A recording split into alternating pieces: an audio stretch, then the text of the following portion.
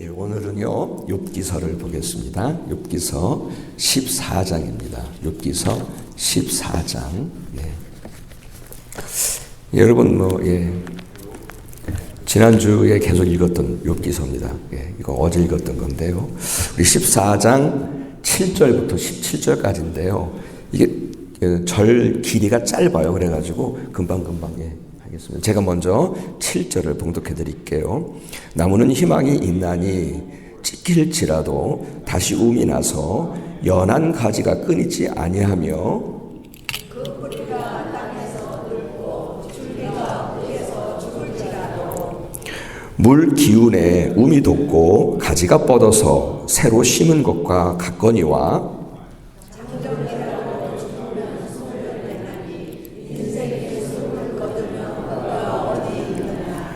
물이 바다에서 줄어들고 강물이 잦아서 마름같이 사람이 누우면 다시 일어나지 못하고 하늘이 없어지기까지 눈을 뜨지 못하며 잠을 깨지 못하느니라. 주는 나를 수월에 감추시며 주의 진노를 돌이키실 때까지 나를 숨기시고 나를 위하여 규례를 정하시고 나를 기억하옵소서. 장정이라도 죽으면 어찌 다시 살리까. 나는 나의 모든 고난의 날만을 청소년으로서 일어나기를 기다리겠나이다. 주께서는 나를 부르시겠고 나는 대답하겠나이다. 주께서는 주의 손으로 지으신 것을 기다리시겠나이다. 그러한데 이제 주께서 나의 걸음을 세우시오니 나의 죄를 감찰하지 아니하시나이다. 함께 하겠습니다. 주는 내 허물을 주머니에 봉하시고 내 죄악을 싸움에 시나이다. 아멘, 아멘. 이게 지금 욥이 한 말이에요. 욥이. 오늘은 그 지난주에 통독했던 이 욥기서 중에서 어제는 15장까지 읽었죠. 그러니까 이제 14장에 있는 말씀을 가지고 함께 말씀을 나누고자 합니다. 근데 오늘 설교를 이렇게 준비하다가 보니까 욥에 대한 설명을 해드려야 되니까 그러다 보니까 아무래도 지난주에 우리가 아침 예배 설교에 말씀드렸던 부분들이 좀 중복되는 부분도 있음을 미리 알려드립니다. 여러분 그 욥기는 여러분도 잘 알고 계십니다만은 의인이 당하는 고난에 대한 물음입니다. 죄인이 고난을 당하는 것은 다 이해를 하시는데 의인이 고난을 당하는 것에 대해서는 물음이 있는 거죠. 왜 의인은 고난을 당해야 하는가? 이제 이런 물음을 다루고 있죠. 근데 여기서 여러분 의인이라고 하는 의미는 뭐냐면 그 사람이 정말 죄를 하나도 짓지 않은 사람을 의인이라고 말하는 게 아닙니다.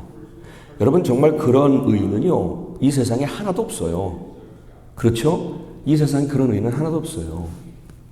여기서 말씀하고 있는 의인이라는 것은 뭐냐면 하나님을 믿고 하나님을 경외하고 하나님을 섬기는 사람을 의인이라고 말씀한 거거든요. 그렇죠? 욥은 정말요 신앙적으로 볼 때에 그가 얼마나 하나님 앞에 바로 서려고 했는지 몰라요. 아니 바로 서 있었고 또 바로 서려고 애를 썼어요. 인격적으로도 많은 사람들에게 칭송을 받았던 것 같아요. 인격적으로도. 또 자기 신앙뿐만 아니라 자녀들의 신앙까지도 정말 철저하게 관리했던 아주 신실한 사람이었어요. 어떻게 보면 그는 완벽에 가까운 사람이었던 것 같아요. 완벽에 가까운 사람. 그래서 하나님께서도 우리가 욥기 1장을 보시면은 거기서 욥을 가리켜서 뭐라고 말씀하시냐면 그와 같이 욥과 같이 온전하고 정직하여 하나님을 경외하며 악에서 떠난 자는 세상에 없느니라. 그렇게 얘기를 하는 거예요. 욥과 같은 사람 세상에 없다는 거예요. 그렇게 하나님께서는 사탄에게 자랑하실 정도로 그는 하나님께 인정받는 신실한 신앙인이었어요. 그런데 그런 그에게 큰 환난이 찾아왔어요. 그것도 너무 큰 환난이라 견디기가 너무 어려운 환난이 찾아왔어요. 여러분, 욥이 선하게 살았다고, 욥이 신앙생활 철저하게 했다고 해서 환난이 안 왔나요? 환난이 와도 작게 왔나요? 아니에요. 오히려 욥은 이 환난이 찾아오면서 자신의 삶과 가정이 아주 송두리째 흔들리고 뿌리가 뽑힐 정도로 그렇게 흔들리고 무너지고 말았습니다. 정말 다시는 회복할 수 없을 것 같았어요. 여러분 그렇잖아요. 잠시 보면은요. 어느 날 종이 욥에게 달려옵니다. 그래서 보고하기를 욥이 기르고 있었던 수많은 가축들이 있었거든요. 그 가축들하고 그리고 그 가축을 지키는 종들이 있잖아요. 그 종들이 주변의 약탈자들에 의해서 다 몰살을 당한 거예요. 그뿐 아니라 그때 그 말을 하고 있을 때에 또 한 종이 달려와서 말하기를 보고하기를 10명의 자녀들이 맏아들 집에서 식사를 하고 있었는데 큰 바람이 불어서 그 집이 무너져 버렸어요. 그 집이 무너지는 바람에 10명의 자녀들이 그냥 그 자리에서 깔려 죽었죠. 여러분 자기가 가지고 있는 소유를 잃었을 뿐만 아니라 사랑하는 자녀들까지 다 잃어버린 욥. 여러분 상상이나 되십니까? 근데 그뿐이 아니잖아요. 이제는 자기 온몸에 종기가 나서 제 가운데 앉아가지고 질그릇 조각 가지고 몸을 긁어야 했어요. 여러분 이건 상상만 해도 아주 비참한 상황이 온 거예요. 아니 왜 욥에게 이런 일이 있어요? 그토록 하나님 잘 섬겼고 하나님 앞에 바로 서려고 했던 욥과 같은 사람에게 왜 이런 일이 일어납니까? 왜 이런 큰 환난이 찾아왔는가? 그 물음을 지금 우리에게 던지고 있는 거예요. 왜 욥과 같은 사람에게 이런 큰 환난이 찾아왔는가? 우리에게 그 물음을 던지는 거예요. 그런데요, 성경은 참 친절해요. 참 친절하게 그가 당한 환난의 원인을 욥기서 1장과 2장에서 우리에게 미리 알려주세요. 그 원인을 미리 알게 함으로써 욥기서를 읽고 있는 우리들에게 혼란스럽지 않도록 미리 알려주세요. 여러분 1장과 2절에서 우리에게 분명하게 알려주시고 분명하게 있는 것은 뭐냐면 욥이 당한 그 큰 환난은 그의 죄 때문이 아니었다라고 하는 사실을 우리에게 분명하게 보여주십니다. 여러분 일반적으로 사람들은요, 어떤 사람이 어떤 큰 환난과 어려움을 만나면 이 죄와 연관을 시키는 경우가 많아요. 아이, 그냥 저 사람 죄 때문에 저런 건가? 그렇게 생각하는 경우가 많아요. 이 고대 시대에는 더 그랬을 거예요, 아마. 그렇죠. 더 그랬을 거예요. 하지만 여러분, 욥기서 1장과 2장에서 우리에게 분명하게 말씀하시는 것은 뭐냐면, 물론 죄로 인해서 고난이 찾아올 수도 있어요. 하지만 여기서 말씀하시는 것은 모든 환난은 다 죄로 인해서 오는 게 아니라는 거예요. 믿으십니까? 그리고 하나님을 경외하며 이렇게 또 잘 섬기는 사람에게도 이런 고난이 찾아올 수 있다는 것을 깨닫게 하시는 영적인 지혜를 알게 하는 이것을 그래서 욥기서를 지혜서라고 말하는 거예요. 따라서 여러분, 다른 사람들이 환난과 고난을 당하고 어려운 일을 당할 때 그 사람의 죄 때문이라고 혹이라도 쉽게 판단하지 마시기를 바랍니다. 그 사람 억울해요. 그 사람 억울한 일이에요.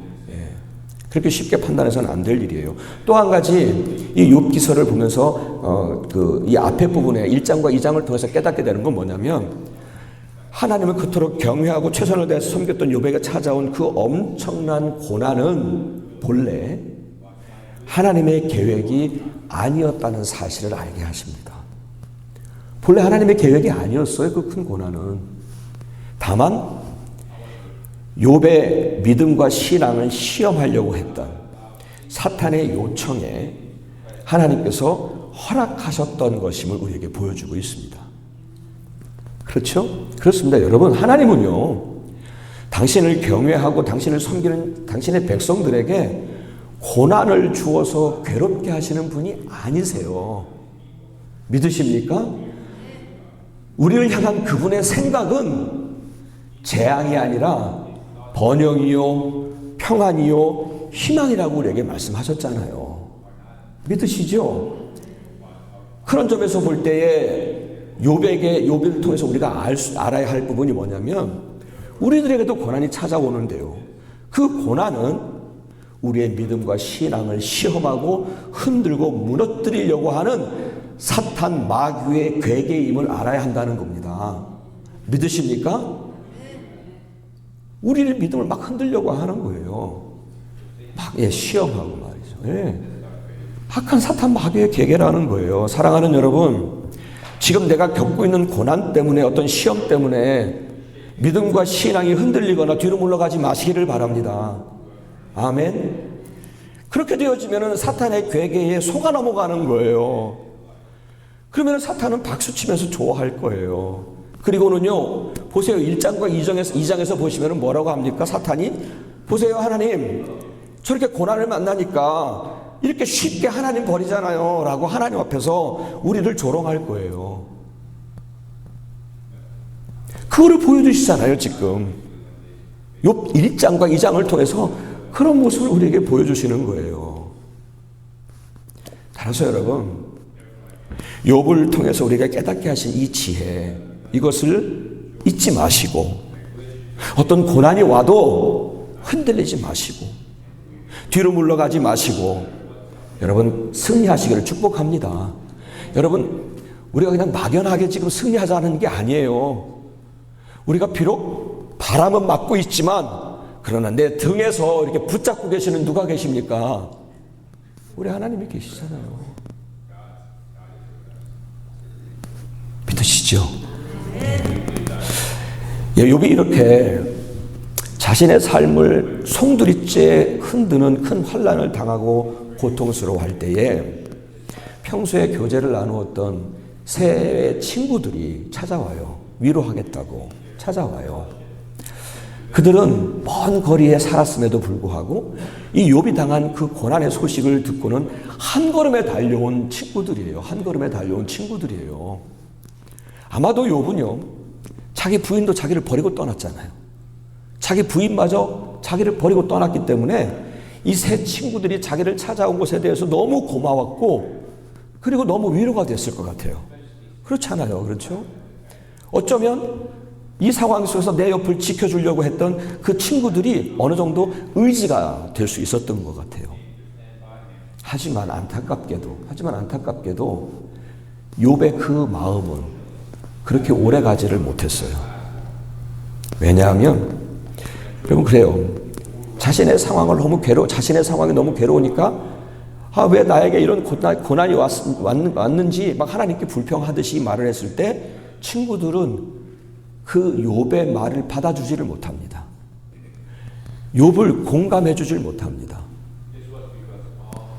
그래서 오히려 욥을 정죄하니까 욥이 마음에 큰 상처를 받아요. 그들은 하나같이, 세 친구들은 하나같이 욥이 당한 그 큰 고난을 보면서 그 내 죄 때문이야 라고 정죄하기에 바빴어요. 내 죄가 그렇게 만든 거야. 정죄하기 바빴어요. 물론 욥도 자신이 하나님께 머리를 둘 수 없는 죄인인 것은 알았어요. 하지만 내가 이렇게까지 고난을 당해야 할 그런 죄를 짓지 않았다라고 새 친구들에게 항변을 해도 믿어주지를 않는 거예요.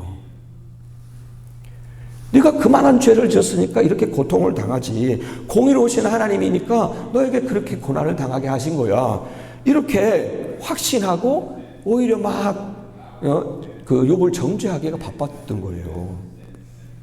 이렇게 이미 새 친구들이 자기들이 이미 정해놓은 결론, 곧 욥은 죄 때문에 이렇게 고통을 당하는 거라고 하는 그 결론을 이미 정해놓고는 욥에게 계속해서 말하는 것은, 그러니까 너 자백하고 네 죄 자백하고 너 죄 회개해야 돼, 이 목소리만 높인 거예요.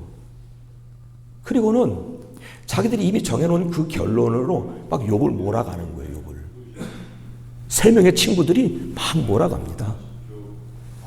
그러니까 욥은 그들 앞에서 항변을 하고 또 해도 소용이 없는 거예요. 근데 이런 상황이 지속되어지면서 욥의 마음은 온통 상처들로 가득한 거예요. 상처들로. 얼마나 크게 실망을 했겠어요. 그래서인지 여러분, 욥은 그 앞선 3장에서는요, 그 너무 큰 환난을 갑자기 당하니까 마음이 너무 괴로워서 죽고 싶다라고 말을 합니다. 그런데 이제는 이 세 명의 친구들과 논쟁을 하다 보니까 신뢰했던 친구들로부터 받은 상처가 너무 아파서 실망하기 때문에 더 이상 이 땅에서 살고 싶지 않다라고 말을 합니다. 여러분 그렇지 않나요?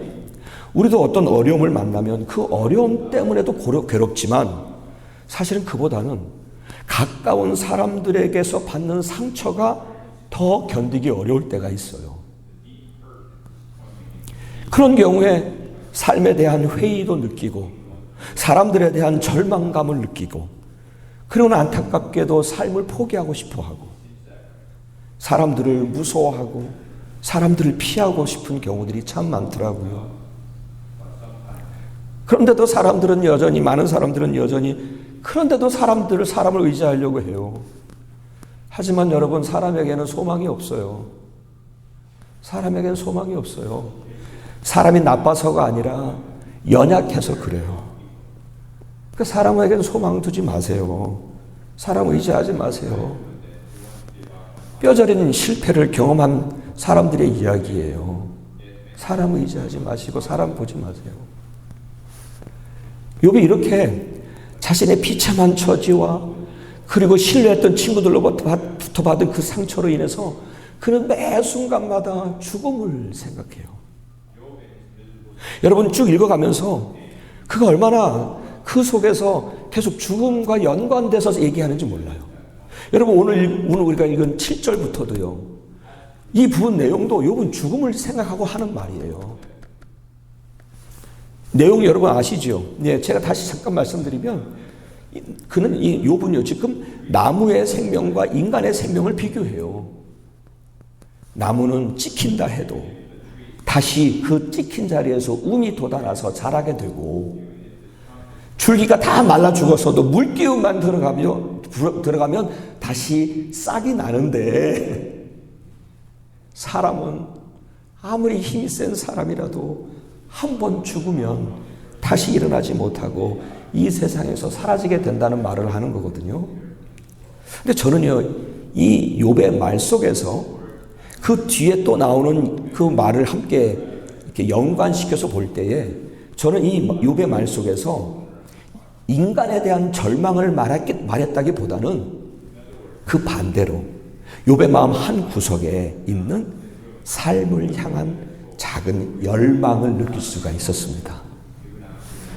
다시 말해서 비록 자신의 삶이 지금 찍혀서 무너지고 말았지만 나무가 죽지 않고 다시 움이 돋아서 자라나는 그 희망이 있듯이 자신도 나무와 같은 생명이 있으면 좋겠다 라는 삶을 향한 작은 열망을 가지고 있더라고요.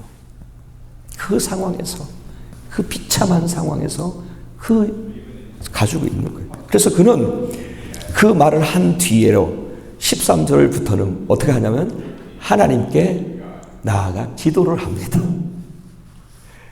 친구들과 아무리 논쟁을 해도 희망을 볼 수 없었고 도리어 상처와 실망 그리고 절망이 있었는데 하나님께 향하고 나니까 하나님께 나아갔을 때 그는 작은 희망을 보기 시작합니다. 아멘. 찍힌 나무 위에 움이 돋는 그 작은 희망을 보게 된 거예요. 그렇습니다, 여러분. 우리는 하나님 안에서만이 희망을 볼 수 있어요. 믿으십니까? 아멘.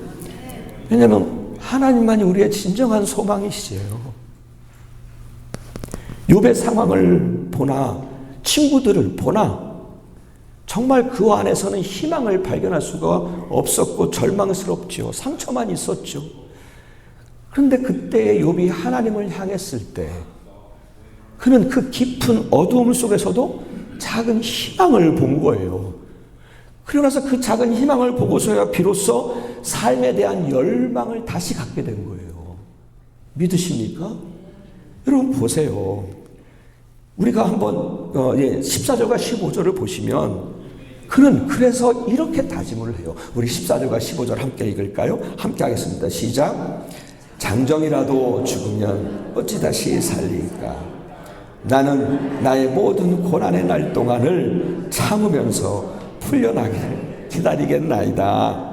주께서는 나를 부르시겠고 나는 대답하겠나이다.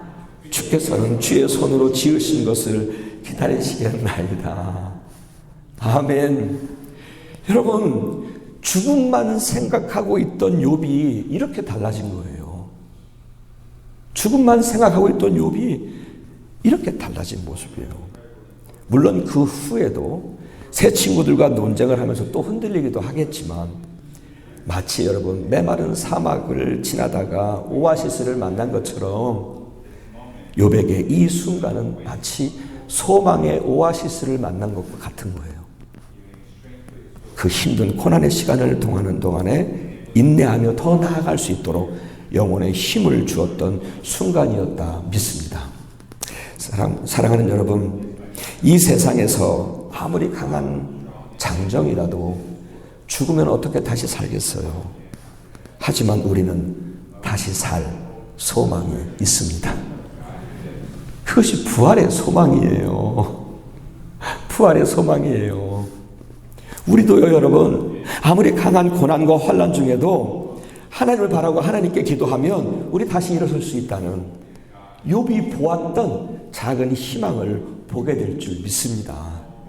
아무리 욥과 같이 무너진 상황에 대해서라도 하나님만 향하면 그 안에서 작은 희망을 보기 시작해요. 그리고 그 희망을 보았을 때 우리는 욥의 다짐을 하게 됩니다. 나는 나의 모든 고난의 날 동안을 참으면서 풀려나기를, 구원해 주시기를 기다리겠나이다.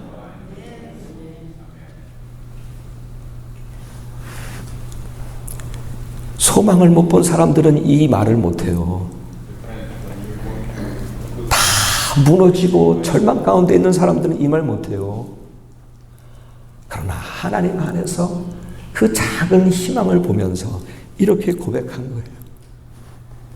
아멘. 사랑하는 여러분, 어렵고 힘든 시간을 지날 때에 여러분은 어디에서 소망을 찾고 계십니까? 사람에게요? 세상에게요? 재물에게요? 아니에요. 여러분, 변하는 것에 소망 두지 마세요. 언제 어떻게 무슨 일이 생길지 아무도 몰라요. 그러니까 여러분, 정말 욥이 재물에 소망 두거나 친구들에게 소망 안 뒀잖아요. 오히려 하나님께 그가 나아갔을 때 비로소 진정한 희망을 보았잖아요. 여러분, 우리에게도 원치 않게 언제든지 힘든 순간을 만나게 될 텐데요. 그럴 때는 더욱 여러분 하나님만 찾으시길 축복합니다. 아니, 그냥 삶의 어떤 해답을 이렇게 못 드리지만 우리의 해답은 하나님이심을 우리가 묻잖아요. 우리 그 안에서 작은 희망을 보게 될 거예요. 그래서 시편 42편 11절에서 이렇게 말씀하세요. 너희가 낙심하고 불안하는가? 그럴 때 너는 하나님께 소망을 두라. 네, 권면하십니다. 아멘. 이제 우리 로마서 15장 13절을 함께 읽고 마무리하도록 하겠습니다. 로마서 15장 13절 우리 한 목소리로 함께 하겠습니다. 시작. 소망의 하나님이 모든 기쁨과 평강을 믿음 안에서 너희에게 충만하게 하사 성령의 능력으로 소망이 넘치게 하시기를 원하노라. 아멘. 어떤 하나님이시라고요? 소망의 하나님이십니다. 믿으십니까? 그래서요, 우리가 환난 중에 눈을 들어서 하나님을 향하여 기도할 때에 성령의 능력으로 우리 안에 소망이 넘치게 하시는 우리 하나님이심을 믿습니다. 아멘. 아멘. 예. 그리고요, 욥의 다짐처럼 그 소망 가운데서만이 이렇게 다짐할 수 있는 거예요. 욥이 한 것처럼 나는 그 소망의 하나님 안에서 그분만을 바라보면서 나의 모든 고난의 날 동안을 참으면서 하나님의 구원하심을 기다리겠습니다. 아멘. 이 믿음의 고백과 함께 여러분 매 순간순간마다 승리하시기를 주의 이름으로 축복합니다.